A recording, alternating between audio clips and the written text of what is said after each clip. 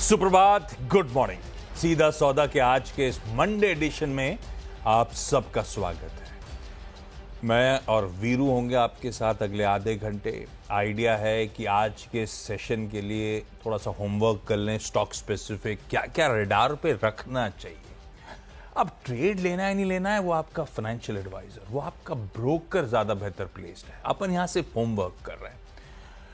Mood अच्छा है क्योंकि ग्लोबल संकेत अच्छे दिख रहे हैं। गिफ्ट निफ्टी 150 पॉइंट के गैप के साथ शुरुआत करेगा। नए हफ्ते की शुरुआत मजबूत नोट पे होगी। हमें 2 दिनों के क्यूज डाइजेस्ट करने थे। थर्सडे को जितना पेन आया था उससे बेहतर रिबाउंड फ्राइडे को हुआ। फ्राइडे का सेशन आपकी स्क्रीन पर आएगा। और उसके बाद आज सुबह के फ्यूचर्स खैर थोड़े से पस्त पड़ते हुए नजर आ रहे हैं, लेकिन फिर भी अपने लिए नेट संकेत बढ़िया है क्योंकि यूएस के फ्यूचर्स जहां छोड़े थे अपन ने उससे ऊपर ही ट्रेड कर रहे हैं। तो फ्राइडे की छुट्टी से जब लॉन्ग वीकेंड से लौट के आए तो नेट समीकरण बुरे नहीं है। ऐसे में कौन से स्टॉक्स रडार पर रखने हैं उस पर डिटेल में कन्वर्सेशन कर लिया जाए। Veeru, good morning. कैसे बनाई टीम, क्या क्या रखा रडार पे? हाँ। देखिए आशीष, शुक्रवार का डेटा मतलब गुरुवार का डेटा तो खराब था, इसमें कोई राय नहीं। बहुत सारी बास्केट कोलैप्स हो रही थी, उसमें कोई राय नहीं। निफ्टी आईटी कोलैप्स हो रहा था, कुछ बास्केट उनको मैंने कमजोर साइड पे रखा हुआ है। और मैं कमजोरी पे तब तक फोकस करूंगा जब तक कि हम 22,527 बाइसेक्ट ना कर दे। इसके ऊपर थोड़ी शॉर्ट कवरिंग पॉसिबल है। ठीक है, मैं शुरुआत करता हूं आशीष अपनी टीम की। मैंने पहला स्टॉक नेगेटिवली लिया है, लेकिन याद रखिएगा फिर मैं बात जो कह रहा हूं 22,927 ये 527 ये जोन के ऊपर अगर निफ्टी स्पॉट ट्रेड कर रहा है तो इन स्टॉक्स पे ज्यादा तवज्जो मत दीजिएगा। स्टॉक है पहला आरती इंडस्ट्रीज, गजब कोलैप्स था और हम 10 डे के नीचे क्लोज हुए और हम इस रेंज के लोवेस्ट क्लस्टर पे आके क्लोज हुआ है। लोवेस्ट क्लस्टर पे यकीन मानिए ये प्रेशर में तब तक रहेगा, लिख के रख लीजिए। और वो है एक लेवल, वो है करीब 395, दैट्स 10 डे एक्सपोनेंशियल एवरेज। उसके नीचे अभी इसमें 365 तक का जोन खुला हुआ है। अगर 395 नहीं कट रहा है तो ये प्रेशर में रहेगा। और दूसरा स्टॉक है state Bank of India. Nifty bank collapse हुआ, टुवर्ड्स 48,000 क्लोज हुआ, बट ऑप्शन बेस के ऊपर क्लोज हुआ। जिन बैंक्स ने सिलेक्टिवली अगर आप देखें कुछ ओआई अच्छा पैटर्न था, दैट वाज शॉर्ट कवरिंग, करीब 15 लाख शेयर्स के ओआई में कम हुए और 20 डिमा के ऊपर क्लोज आया। बहुत इंप्रेसिव नहीं था, बट स्टिल आई मीन ठीक लग रहा था मुझे। और एक फ्लैग नीचे लोअर ट्रैजेक्टरी से विजिबल है। तो अगर ये 730 के ऊपर सस्टेन करे तो और सस्टेन करे नीचे ऑन द डाउन साइड करीब 724 का जोन, तो एसपीआई मेरे को ठीक ठाक तरीके से प्लेस्ड लगता है आशीष। पहले 2 में अच्छा पता नहीं क्यों मन तो कर रहा था कुछ सिलेक्टिवली। आईटी पेन में बहुत है, पर इस तरह के इंडिकेशन जैसे इन्फी के लिए खबर भी आ गई कि एक केस उल्टा दिया है वन टाइम पेमेंट करके। देखते हैं कैसे बिहेव करेगा, लेकिन मैं उन सब में नहीं जा रहा। वीरू सही कह रहे हैं कि जब तक वीकनेस है तब तक उस पॉकेट में से दूर ही रहना चाहिए। पर सिलेक्टिवली उसमें से एक मिड कैप केपीआईटी टेक्नोलॉजीज, जिसमें अच्छे खासा दबाव आया, खूब रिच वैल्यूएशंस थे, खूब करेक्ट हुआ ये स्टॉक। इसको आज ग्रीन लेके जा रहा हूं, पर आप थोड़ा सा पिंच ऑफ सॉल्ट के साथ रखिएगा। इवन थर्सडे को देखिए 2-2.5% गिरावट के साथ बंद हुआ। खबर है इसीलिए ग्रीन है, खबर अच्छी है। कंपनी की पहले एक होली ओन्ड सब्सिडरी हुआ करती थी कोरिक्स जीएमबीएच। उसमें पहले एक विदेशी कंपनी ने इन्वेस्ट किया 2023 में। अब वो पढ़ना बड़ा मुश्किल है, लेकिन ZF ग्रुप की कंपनी थी, तो ये 50-50 जेवी दोनों के बीच बन गया था। अब वीकेंड पे अपडेट आया कि उस 50-50 जेवी में एक और इन्वेस्टर, मतलब अब दूसरा इन्वेस्टर लेकर आ गए अपनी पहले सब्सिडी जो 100% थी उसमें। Qualcomm ventures third share holder हो जाएगा उस कोरिक्स जीएमबीएच में, और उसके पास एक राइट होगा अपना स्टेक बढ़ाने का। कुल मिलाकर 10 मिलियन यूरोज इंजेक्ट करने की तैयारी कर रहा है क्वालकॉम वो जानी मानी सेमीकंडक्टर कंपनी है ना। दरअसल इस समय तो क्वालकॉम एक स्ट्रैटेजिक माइनॉरिटी शेयर होल्डर होगा। केपीआईटी और ZF सिग्निफिकेंट शेयर होल्डर्स के तौर पे बने रहेंगे। अभी जिस सब्सिडी में सब पैसा डाले चले जा रहे हैं, दरअसल वो world class automotive middleware stack बनाने के लिए फोकस करने वाली है। काम कर रही है ऑलरेडी, उसमें ये इन्वेस्टमेंट्स क्वालकॉम की तरफ से आते हुए। इंटरेस्टिंग अपडेट है, केपीआईटी टेक को ग्रीन करा, जबकि मूड आईटी के लिए थोड़ा सा दिक्कत वाला था लास्ट वीक। केईसी इंटरनेशनल दूसरा स्टॉक है जिस को फिर से एक ऑर्डर मिला, ये भी करेक्ट हुआ है, अच्छा खासा केईसी इंटरनेशनल करेक्ट हुआ है। और ये देखिए थर्सडे को तो जरा केपीआईटी और केईसी दोनों बहुत धुल रहे हैं, फिर भी ग्रीन रख रहा हूं, आप थोड़ा सा वॉच करिएगा, मूड थोड़ा सा ठीक भी है। 1267 करोड़ रुपीस के ऑर्डर बैक करे, ये अपडेट आया ट्रांसमिशन और डिस्ट्रीब्यूशन में, और इनके केबल सेगमेंट में ऑर्डर्स आए। प्लस अपडेट के साथ साथ ये मेंशन करा गया है कि ईयर टिल डेट जो फ्रेश ऑर्डर इनटेक है, अब तो साल खत्म होने की कगार पे, 23,300 करोड़ रुपए के अब तक ईयर टिल डेट ऑर्डर्स इस कंपनी ने बैक करें, पिछले साल से 35% का उछाल है। तो ऑर्डर बुकिंग तो बहुत स्ट्रांग है। देखते हैं एग्जीक्यूशन और मूड माहौल अपनी जगह, केईसी ग्रीन में रखा है, विरुद्ध 2 हो गए, दोनों इंटरेस्टिंगली के हैं। फिर आ रहा हूँ कोफोर्ज पे आशीष, यहाँ प्लेसमेंट नेगेटिव थी तो मैंने इसको नेगेटिव साइड पे रखा है, प्लस कुछ बड़े नेगेटिव क्रॉसओवर्स। अब देखिए फिर कह रहा हूँ, गिफ्ट निफ्टी करीब करीब 150 अंक ऊपर है, उस चीज़ को मत छूइएगा जो शॉर्ट कवरिंग की पॉसिबल कैंडिडेट बन सकती है, बट वीकनेस कहाँ तक परसिस्ट करेगी। इसके वीकली चार्ट्स को देखें, वो डिस्टर्ब हो गया। निफ्टी आईटी वीकली पर 100 वेमा के नीचे स्लिप कर रहा है, बट एक लेवल नोट करके रखिएगा, Coforge will remain under pressure till the time ये अपनी कम से कम नहीं तो 73-80 की ट्रेजेक्टरी को पार नहीं कर रहा। 73-80 7400 जब तक पार नहीं हो रहा है, शॉर्टिंग तबीयत से हुई थी, यहाँ पे करीब 92,000 शेयर जुड़े थे, तो जब तक 73-80 के नीचे है वीकनेस परसिस्ट करेगी। और जो लेवल लोअर रेंजेस पे खुला हुआ है वो है फरवरी लास्ट वीक का स्विंग लो, वो है करीब 7106 कोफोर्ज। और साइन मिड कैप आईटी में साइन का जनाब हाल ये है कि ये 200 डे एक्सपोनेंशियल एवरेज के नीचे ट्रेड कर रहा है, ये वीकली पे 200 वेमा के नीचे ट्रेड कर रहा है, और काफ़ी शॉर्टिंग इस स्टॉक में हुई। आप इसका ओआई देखिए 1% है। अभी अगर 1220 के नीचे सस्टेन कर रहा है, 1200 का बेस तोड़ दिया है, तो वहाँ पे करीब करीब 1050 की ट्रेजेक्टरी खुली है। तो मैं इन 2 स्ट्रक्चर्स को आशीष, जो कि वीकली पे काफ़ी खराब हो गए हैं, नेगेटिव साइड पर लेके चल रहा हूँ आशीष। अगले 2 जो मैंने रखे हैं दोनों रियल्टी कंपनी, रियल एस्टेट। जैसे आईटी धुल रहा है, वैसे ही आपने देखा होगा रियल एस्टेट में तगड़ा करेक्शन है, स्टॉक्स बहुत पिट रहे हैं। फिर भी 2 स्टॉक ग्रीन ले जा रहा हूं, एक मूड अच्छा है, दूसरा खबरें। ब्रिगेड इंटरप्राइजेस 2 प्रोजेक्ट लॉन्चेस के अपडेट आए। पहला आया कि बेंगलुरु के देवनहल्ली इलाका है, जहां पे एक प्रीमियम रेजिडेंशियल प्रोजेक्ट लॉन्च कर रहे हैं, रेवेन्यू पोटेंशियल है 380 करोड़ रुपए का। ठीक था, 380 करोड़ तो स्टॉक मूविंग नहीं था। पर उसके बाद दूसरा अपडेट भी आया कि बेंगलुरु के एक और कोई रेजिडेंशियल प्रोजेक्ट लॉन्च हो रहा है, एक और इलाके में, अब वो नाम नहीं ले पाऊंगा, लेकिन 14-15 एकड़ में स्प्रेड, और उससे रेवेन्यू पोटेंशियल 2700 करोड़ रुपए से ज्यादा का। दरअसल वीकेंड में अपडेट्स आ गए 3000 करोड़ रुपए प्लस के रेवेन्यू पोटेंशियल के 2 लग्जरी प्रोजेक्ट्स बेंगलुरु में लॉन्च, ग्रीन कर दिए डेवलपमेंट पे आज। ऐसे ही ओबरॉय रियल्टी, वैसे मुंबई वालों ने देखा होगा, सोशल मीडिया में काफ़ी अपडेट्स आ भी रहे थे। ओबरॉय रियल्टी का वीरू बड़ा एक फ्लैगशिप मॉल है मलाड गोरेगांव इलाके में, और बहुत अच्छा फुटफॉल वगैरह है उसका। अब इन्होंने, इनका एक प्रोजेक्ट है उसी के आगे बोरेवली में, उसमें स्काई सिटी मॉल का सॉफ्ट लॉन्च कर दिया है इस वीकेंड पे। सॉफ्ट लॉन्च मतलब बेसिकली बहुत बिना शोर शराबे के पब्लिक के लिए खोल दिया गया है। 15 मार्च को खुला था, उसके बाद खूब इंस्टाग्राम पे और वगैरह वगैरह पे अपडेट्स हैं। ब्यूटीफुल मॉल है, सॉफ्ट लॉन्च है, अभी भी कई सारी शॉप्स खुलनी बची हैं, लेकिन हाँ ऑक्यूपाइड ऐसा लग रहा था सब है। ग्रॉस लीजेबल एरिया उस मॉल का 12 लाख स्क्वायर फीट से ज्यादा का है, तो बढ़िया एनुअल इनकम आनी शुरू होगी, जैसे वो पिछले मॉल से आ रही थी। तो ओबरॉय रियल्टी को भी इन डेवलपर्स के बीच में ग्रीन रखा है, तो 2 रियल्टी अब रेडार पे थे। ओके, आपके 4 खड़ी हो गए, मेरे अगले 2। यहाँ पे मैं लॉन्ग साइड पे या फिर कंस्ट्रक्टिव या फिर थोड़ा सा जो स्टैट्स मेरे को अच्छे लग रहे हैं, वो है कोटक महिंद्रा बैंक।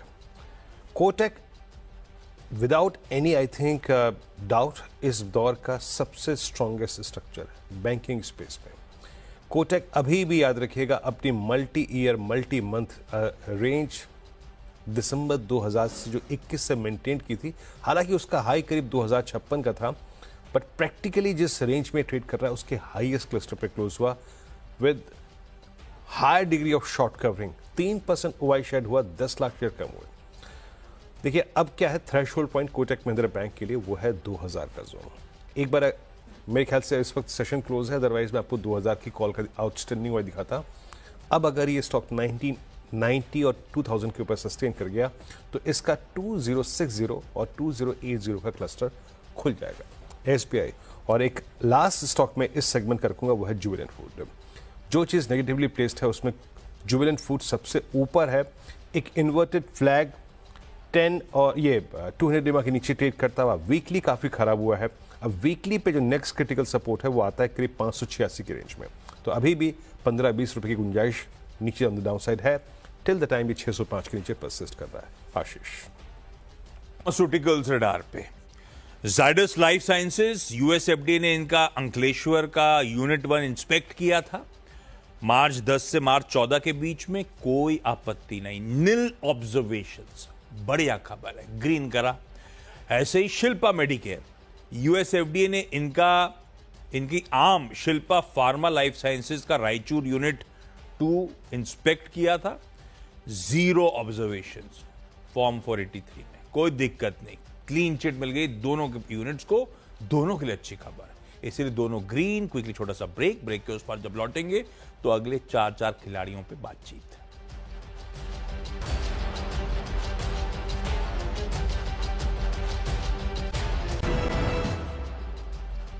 स्वागत है कार्यक्रम में एक बार फिर से आपका। और मेरे अगले 2 स्टॉक्स इस प्रकार हैं, जैसे कि मॉर्निंग कॉल की सुर्खियों में आपको आशीष ने अपडेट दिया था gold at all time high. और जब गोल्ड ऑल टाइम हाई पे होता है तो हम गोल्ड NBFCs को कंसिडर करते हैं, मैंने भी कंसिडर किया है। चार्ट के लिए भी बहुत स्ट्रॉन्ग था। मन्नापुरम फाइनेंस आपकी स्क्रीन पे 208 पे क्लोज हुआ था, 209 पे फ्यूचर्स में अच्छी शॉर्ट कवरिंग थी, 1.5% वाइड शेड हुआ। याद रखिएगा इसका सिंस सितंबर 2024 स्विंग हाई है 209, 20210। इसके ऊपर क्लस्टर जो खुला हुआ है इसका वो है 218 का, क्योंकि वहां तक कोई ऑप्शन राइटर्स नहीं है। कंस्ट्रक्टिव पॉजिटिव व्यू मन्नापुरम पे, लोढ़ा पे यहाँ पे नेगेटिव व्यू है। लोढ़ा एग्जैक्टली क्लोज हुआ 100 वीक एक्सपोनेंशियल मूविंग एवरेज पे, डे लो पे क्लोज हुआ। काफ़ी शॉर्टिंग बेसिस स्टॉक पे हुई और एक इसका रेंज बेस है और वो परसिस्ट करता है, यकीन मानिएगा। ये रेंज मेंटेन हो रही है मार्च 2024 से। नीचे बिलो 1040, बिलो 1045, इसमें एक डाउन साइड खुल जाएगा करीब 970 तक का, जो कि स्विंग लो है मार्च 2024 का। नजर रखिएगा मैक्रोटेक नेगेटिव प्लेसमेंट। आशीष, अगला अपन ने 2 रियल एस्टेट करे, 2 फार्मास्यूटिकल करे। अब आइए और कुछ इंटरेस्टिंग खबरों की तरफ। 2 कंपनीज, एक तो BLS इंटरनेशनल सर्विसेज, इसने एक्सचेंजेस को अपडेट दिया है कि परसों यानी कि वेडनेसडे को इस कंपनी का मैनेजमेंट 1-on-1 एनालिस्ट मीट करने जा रहा है। किसके साथ? SBI म्यूचुअल फंड की टीम के साथ। ये कंपनी है interesting, visa, passport, counsellor services provide करने का काम, और इस स्पेस में दुनिया की टॉप 2 प्लेयर्स जो हैं ग्लोबली, उनमें से एक, तमाम एम्बेसीज, गवर्नमेंट्स की प्रेफर्ड पार्टनर। अच्छा, इस कंपनी का 13,000 करोड़ रुपए का मार्केट कैप आज भी है, बावजूद इसके कि स्टॉक हाई से 35 से 40% के आसपास कह लीजिए करेक्ट हुआ है, और 13,000 करोड़ रुपए का मार्केट कैपिटलाइजेशन। मेंशन इसलिए कर रहा हूं, प्रमोटर्स का 70% हिस्सा है, FIIs 10-11% ओन करते हैं, म्यूचुअल फंड्स नदारत है, केवल 0.7-0.8% के आसपास MF की होल्डिंग है, और SBI MF जैसे दिग्गज के साथ वन-ऑन-वन इंटरेक्शन इंटरेस्टिंग है।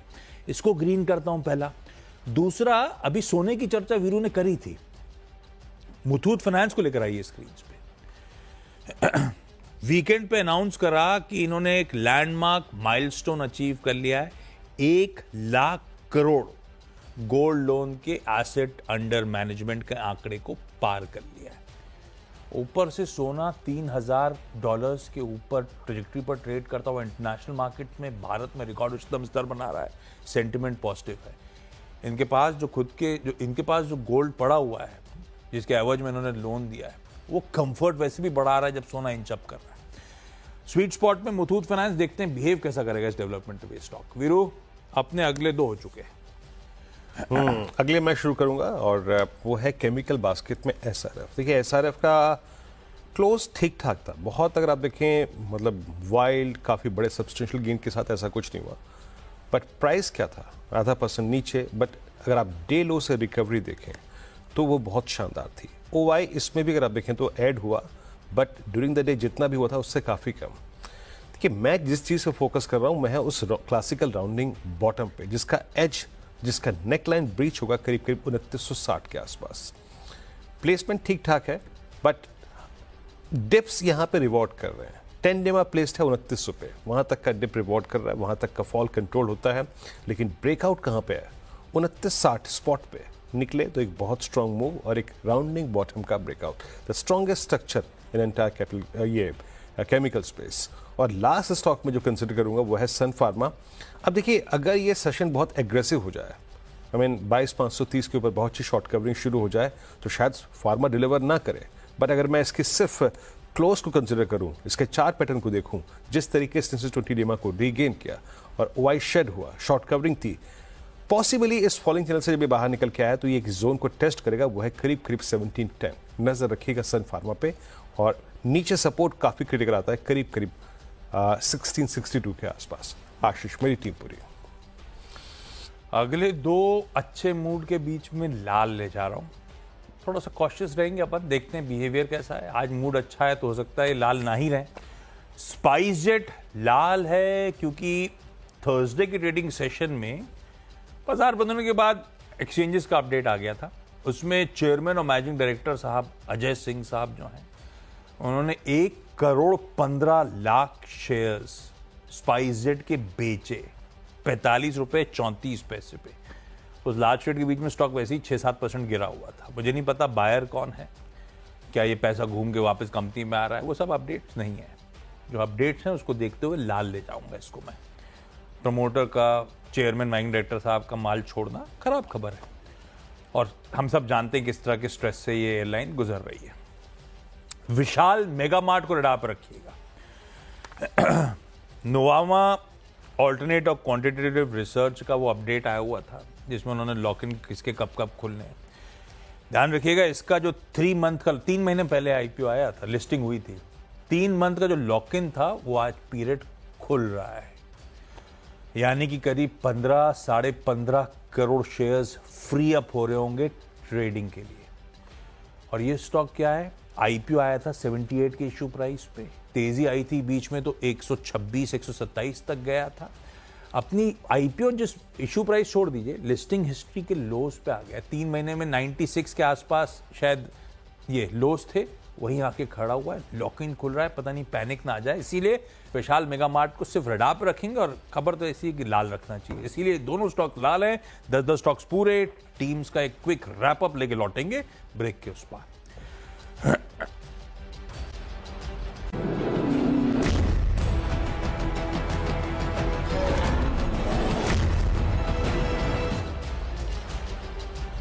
स्वागत है कार्यक्रम में एक बार फिर से आपका। मेरी टीम आपके स्क्रीन पे है। रुझान यहाँ पर मिले हुए हैं हरे लाल रंगों के बीच में। आरती इंडस्ट्रीज केमिकल बास्केट में मिड कैप IT में कोको, साइंट प्लेसमेंट नेगेटिव, जुबिलेंट फूड्स और मैक्रोटेक।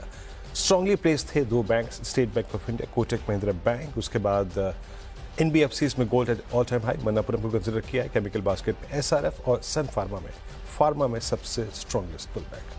आशीष। ओके, मेरी 10 की टीम भी आपकी स्क्रीन पर आएगी। लार्जली ग्रीन है, जो ग्रीन है उनके नाम पढ़ देता हूँ, रीजन स्क्रीन पे दिख रहे हैं।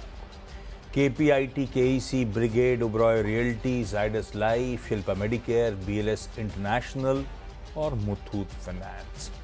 स्पाइस जेट क्योंकि प्रमोटर्स यानी कि अजय सिंह साहब की सेलिंग के अपडेट्स, और विशाल मेगा मार्ट क्योंकि लॉक इन पीरियड खुल रहा है 3 महीने वाला, तगड़े शेयर्स अब फ्री अप हो रहे हैं, इसीलिए लाल रखा।